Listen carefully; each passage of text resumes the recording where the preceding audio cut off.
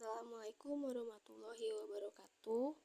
Di sini saya akan memaparkan beberapa materi untuk memenuhi tugas ujian akhir semester mata kuliah Studi Islam 3 Akhlak dengan dosen pengampu Bapak Dr. Haji Ahmad Alim MA. Perkenalkan, nama saya Desnin Gazala Fitriani dengan nomor NPM 211104010498, Prodi Manajemen kelas reguler 3C. Pembahasan yang akan dibahas pada bab pertama yaitu akhlak kepada tetangga, bab kedua jiwa mutmainah melahirkan akhlak mulia, bab ketiga terapi syubhat dan syahwat, bab keempat meneladani akhlak Rasulullah, bab kelima akhlak dalam bermedia sosial, bab keenam akhlak terpuji, adil dan ihsan, bab ketujuh akhlak tercela, suap dan korupsi, bab kedelapan akhlak kepada kedua orang tua. Pada bab pertama membahas tentang akhlak kepada tetangga. Menjaga hubungan baik dengan tetangga adalah salah satu barometer ukuran keimanan. Hadis riwayat Bukhari Muslim berkata, "Barang siapa yang beriman kepada Allah dan hari akhir, hendaklah ia menghormati tetangganya." Nah, walaupun tetangga kurang baik dengan kita, hendaklah kita tetap berbuat baik kepadanya. Ada doa Nabi agar kita dijauhkan dari tetangga yang buruk berbunyi, Allahumma inni a'udzubika min jarisu. Artinya, ya Allah, aku berlindung kepadamu dari tetangga yang buruk. Selanjutnya pada bab 2 membahas tentang jiwa mutmainah melahirkan akhlak mulia. Jika seorang manusia sudah sampai pada tingkatan jiwa mutmainah, berarti dia ridho terhadap apa yang telah diberikan oleh Allah Subhanahu wa Ta'ala. Jiwanya itu senantiasa menerima takdir Allah, tidak mudah putus asa, tidak mudah tergoncang, tidak mudah pesimis, dan tunduk patuh terhadap Allah Subhanahu wa Ta'ala. Maka jiwa mutmainah ini dicirikan dengan ketenangan. Selanjutnya pada bab 3 membahas tentang terapi syubhat dan syahwat. Dua penyakit yang menyerang hati manusia dan merusak perilakunya yaitu syubhat dan syahwat.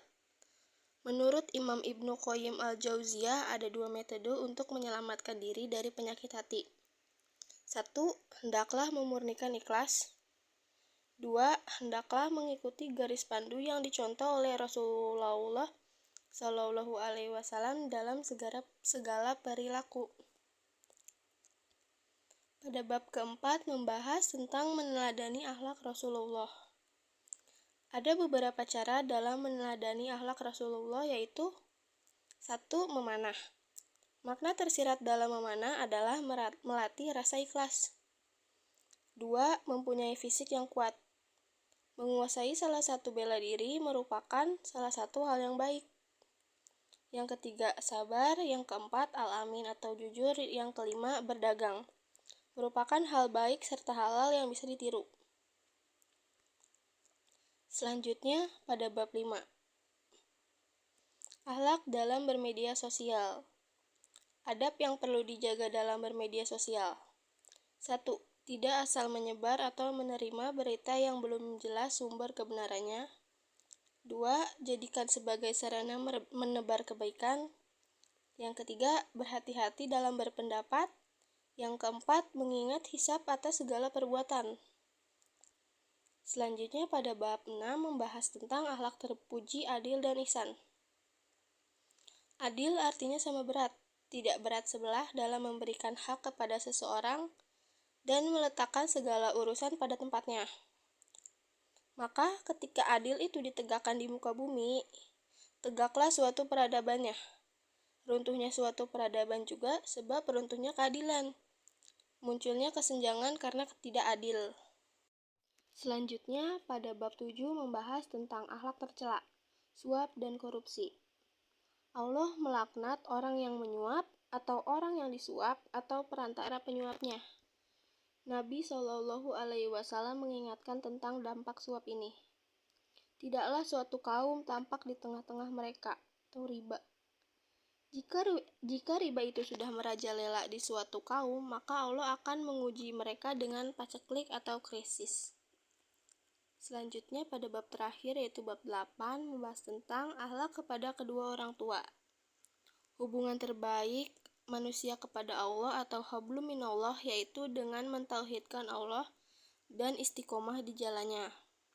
Sedangkan hubungan terbaik manusia dengan manusia atau hablum minannas yaitu dengan berwasiat, berbuat ihsan kepada kedua orang tuanya. Karenanya Allah mengatakan, "Bersyukurlah kepadaku dan berterima kasihlah kepada kedua orang tuamu." Allah gandengkan antara syukur kepada Allah dengan syukur kepada orang tua. Ini menunjukkan bahwasanya di antara konsekuensi bersyukur kepada Allah adalah bersyukur kepada kedua orang tuanya. Sekian materi yang dapat saya sampaikan, kurang lebihnya mohon dimaafkan. Terima kasih. Wassalamualaikum warahmatullahi wabarakatuh.